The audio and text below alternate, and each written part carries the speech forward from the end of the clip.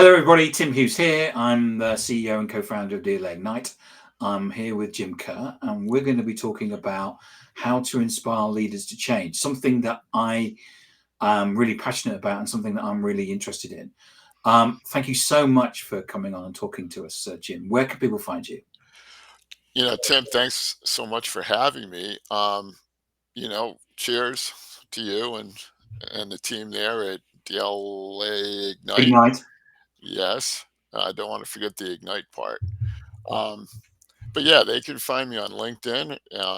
They can find me on the website, which is indispensable-consulting.com. I'm on Twitter as well. It's James M. Kerr on Twitter. And yeah, so however they like to consume content or reach out, I'm open for it. You're a big content creator, aren't you? I guess so. I mean, I pride myself at doing my best to contribute to the betterment of leadership thinking. And as a consequence, yeah, I produce a lot of different stuff. I've got book number 7 coming out next summer. 7. Yeah, so pretty excited about that. Um, but yeah, I I like to sort of help people think differently about what it means to be a leader. So that comes as nice segue onto what are we going to do today, which is so what can we do to be better leaders? Well, I think first and foremost, it's a mindset thing. And what I mean by that is leadership, in my mind, anyways, is truly a choice. You've got to choose to lead. The titles don't mean anything. Where you sit in an org chart doesn't mean anything. The thing that really will engage and inspire your team is your willingness to take the lead. So you've got to have the right mindset to be an effective leader, in my opinion. And I think that you have to lead by example. My view is, if you want a particular behavior, then you have to have that behavior. Absolutely. I mean, leadership's about them, not us, Tim. Right. So that means that you've got to be able to recognize that your role as a leader is about inspiring people to do their best work and to bring that uh, to the table every day, and that is effort. That's what people are looking for you to do. And if you can't provide that, if you can't inspire, if you can't engage, then you're probably not a very effective leader. And I think it's become more difficult, hasn't it? Well, my view has become more difficult because when I first went into work, I was gonna I like a lot of us wanted to rebel, and then what we did Mm. is we complied. And to a certain extent, the millennials did as well. And Gen Z are basically saying, no, no, no, no, we're not going to do any of that. We're not going to comply. We're actually going to do what you promised yourself that you were going to do. We're not going to sell out. Mhm. And so we get this. There is this massive change in terms of the generations and the way that they want to work and what they want to get from work. Yeah, for sure. And I think with that said, it's an imperative now to keep it simple. If leaders can get to the point, can help people recognize what's in it for them, then they're going to choose to follow. Just like what we did when we were coming up through the ranks, like you say, we learned to comply. But part of that complicity was basically recognizing that it was a means to an end, that we Hmm. had to do these things to get to where we wanted to go. So I think the same is true. And to me, it's, I don't know, at the end of the day, it's part of the human condition. Sometimes you want to resist and until you recognize that there's something in it for you to actually, like I say, comply. So, what's the number one thing a coach can do to help somebody, a leader, to change and to enable them to lead others? Yeah, it's a question I get quite a bit, and thanks for asking that one, Tim. The thing that I work on with the folks that I coach is really about beginning with self awareness. you've got to be in touch with who you are and what makes you tick and what your values are and so on in order to really lead others. And it starts between our two ears, uh, and it goes from there. So for me, it's all about self awareness and starting there, and then we work on things like self talk. How are you talking to yourself all day? What's that inner monologue like? Are you positive or are you negative? When you make a mistake, do you fly off the handle and stamp your feet and you know smash things, or are you able to handle it as a learning opportunity and grow from it? Yeah, I think again, it's about we create the culture, don't we? We're the thing cutting through the ice. And if we go into meetings and we're a bully and we start swearing, then what does that say to our staff? Right. Yeah.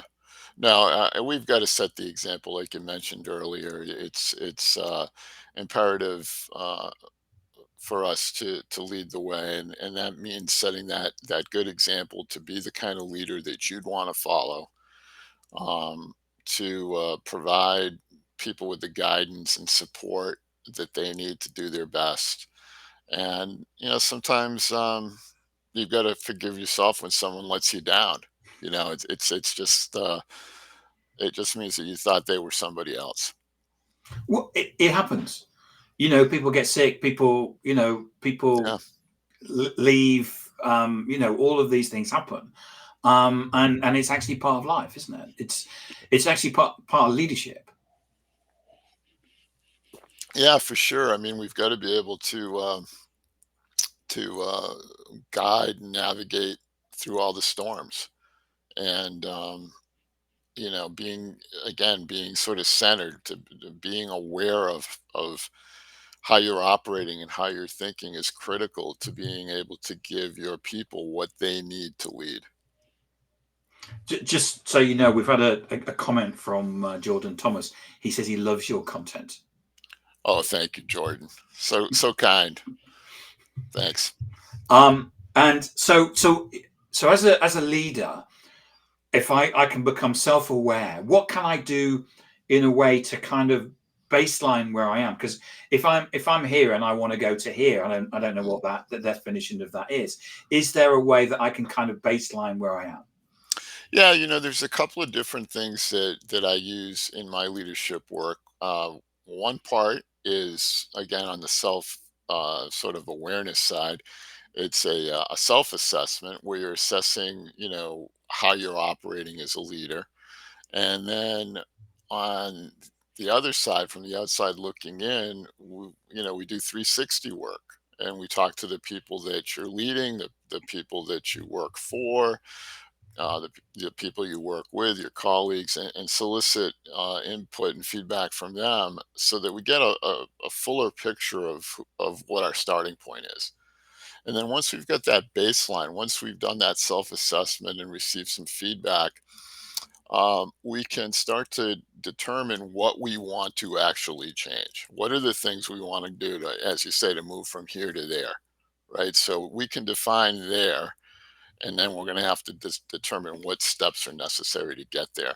And that's where we do a little bit of a gap analysis. We compare where we are to where we want to be, and then we translate that into some actions that we can take to start to move our way towards our goal. So it's about getting that position and understanding that gap, and then working out the process to get to that. Exactly. So I know when I worked in corporate, I did a 360, Yeah. which was I know 360s tend to be in fashion and out of fashion depending on, it's a bit like flares really. And I found it really really interesting because it wasn't so much the scoring, it was actually the free form text Mm-hmm. where people could actually make comments. and Yeah. and one particular person made this comment and it was like, I would never have got that feedback. Hmm. Yeah. Well, the thing is, yes, to your point, the comments can be really telling. Um, you know, and that's why I think it's critical to do those things in sort of an anonymous way, so people feel a little more comfortable giving you the feedback that they maybe would feel uncomfortable telling you directly. Yes, And because it what was done anonymously, but yeah. I worked out who it was from the tone of what they're doing. Um, and I booked a meeting with her, and I said, and I basically said, can you give me more feedback? And it was one of those things where you go, I'd never, she said to me, don't underestimate the power of what you say to people. Yeah. Mhm. And it was like, oh, I haven't thought about that. Yeah. Yeah, for sure. I mean, and that's such a common sort of trap for leaders. They don't recognize what kind of influence they yield, and the slightest gesture, even nonverbals, can really have an effect on the people who you're leading. And we've got to be aware of that and recognize, that we have this influence and use it, for the good, not for the bad. Yes, I mean, as Spider-Man said, with great powers comes great responsibility. Mm, indeed. I bet you didn't expect I'm a Batman. I I'm a bet you didn't Batman expect fan. me to quote Spider-Man on here, did you? No, I didn't, and I truly appreciate it, Tim. So thanks for doing that. But as I was saying, I'm a Batman fan, so I don't, Oh, right, you okay. know, yeah. The But I like competition. Spider-Man too. I like Spider-Man too. So I think sometimes what I often find with leadership um, is that people can be a one-trick pony. Yes. They do something in the past, and then they say, "I did this 20 years ago, so I'm going to do it again now." What do you say about that? Yeah. Well, it's that age-old statement, right? Never rest on your laurels. You know, we've got to push past our comfort zones ourselves to be effective. And the fact of the matter is, we're in a highly competitive work environment, and we need new ideas to be able to, like I say, inspire and engage others, to lead others. And we've got to be open to it. And we can't expect that what worked for us 10 years ago is still going to work 10 years from now. It's just, most of the time, it's not. And we've got to be open to learning, and recognize that we're on a growth journey ourselves as leaders, and be open to learning, and getting coached, and mentored, and developed. I read the book. Was it The Billion Dollar Coach?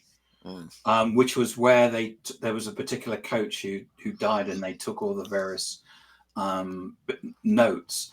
But it was so interesting, the fact that people like, so who gets coached? Steve Jobs had a coach. hmm. Yeah, And the two founders of Google have coaches. sure. And I can't remember who, but it was like, uh, so actually, if I want to be really successful, I need to have a coach, don't I? You really do. And, world class athletes all have coaches. And what happens when they slump? What happens when these athletes don't perform at their highest level of capability?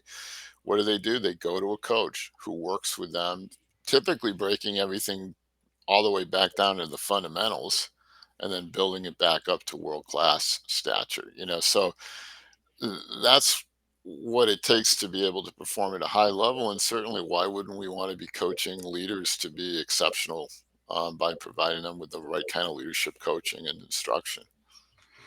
So, how can we define the activities and behaviors that we need to go from here to here?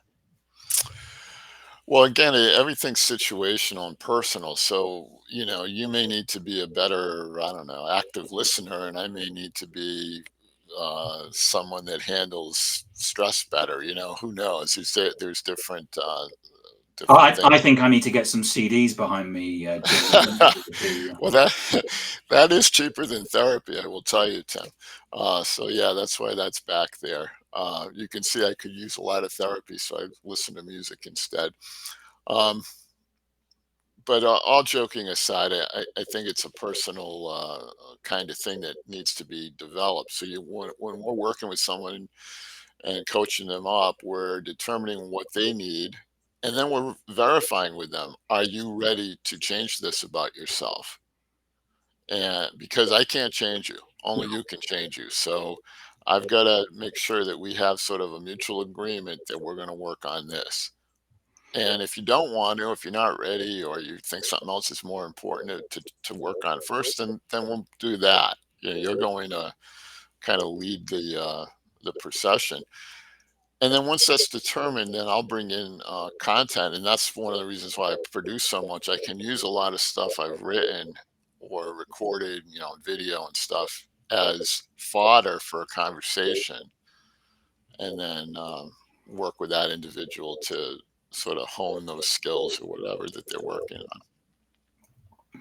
So yeah, and yeah, and I agree. And I think that one of the things that we need to do is understand that knowing and doing are two different things. We Right, want to change, but we may not, we may not do it. right. Yes, I agree. And the there is that difference. The thing that I try to do with the folks I'm coaching is provide sort of a safe space for them to practice.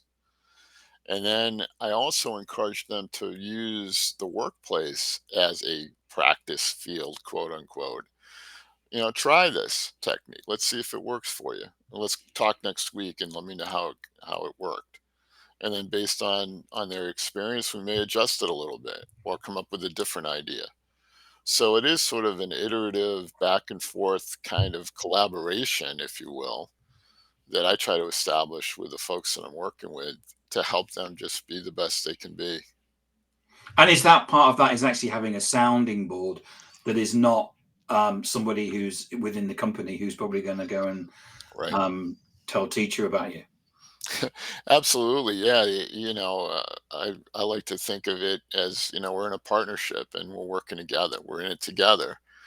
And I'm only as effective as you are, as someone that I'm coaching, right? So it's up to us to try to